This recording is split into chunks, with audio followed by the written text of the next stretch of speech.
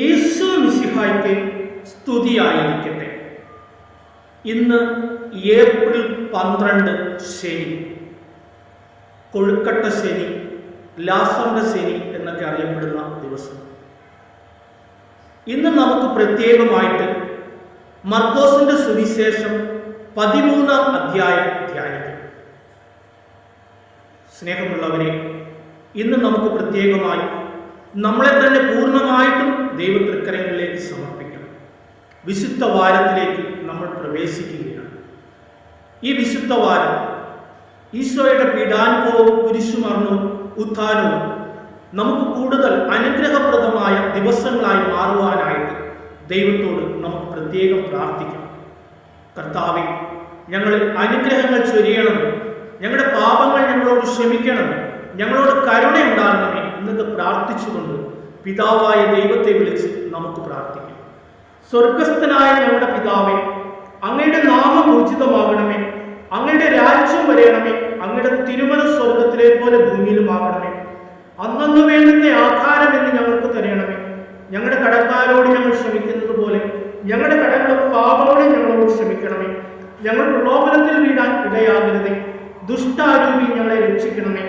എന്തുകൊണ്ടെന്നാൽ രാജ്യവും ശക്തിയും മഹത്വവും എന്നേക്കും അങ്ങയുടേതാകുന്നു. ആമേൻ.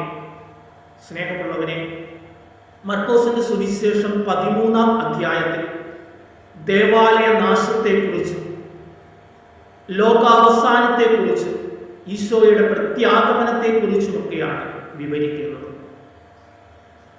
വളരെ മനോഹരവും വർഷങ്ങളെടുത്ത് നിർമ്മിച്ചതുമായ ദേവാലയം കല്ലിന്മേൽ കല്ല് ശേഷിക്കാതെ തകർക്കപ്പെടും എന്ന് ഈശോ പ്രവചിക്കുന്നു. അതുപോലെ ലോകാവസാനം അത് നമ്മളിൽ സംഭവിക്കാതിരിക്കാൻ വേണ്ടി നമ്മൾ പ്രാർത്ഥിക്കണം എന്നാണ് ഈശോ ഓർമ്മിപ്പിക്കുന്നത്. യുദ്ധങ്ങളെപ്പറ്റി, അതിൻ്റെ കിംവദന്തികളുമെല്ലാം നമ്മൾ കേൾക്കും. ഇതെല്ലാം അതിൻ്റെ ആരംഭം മാത്രമാണ്. ഈശോയുടെ പ്രത്യാഗമനത്തിനു വേണ്ടി നമ്മൾ കാത്തിരിക്കുകയാണ്. ഈ ലോകത്തിൽ നിന്ന് ദൈവത്തിലെ സന്നിധിയിലേക്ക്, സ്വർഗരാജ്യത്തിലേക്ക് നമ്മെ കൊണ്ടുപോകുവാനായിട്ട് ഈശോ വാനമേഘങ്ങളിൽ ആഗതനാണ്. സദാ ജാഗരൂകതയോടെ നമുക്കിരിക്കാം. എല്ലാവർക്കും ദൈവാനുഗ്രഹം നേരുന്നു.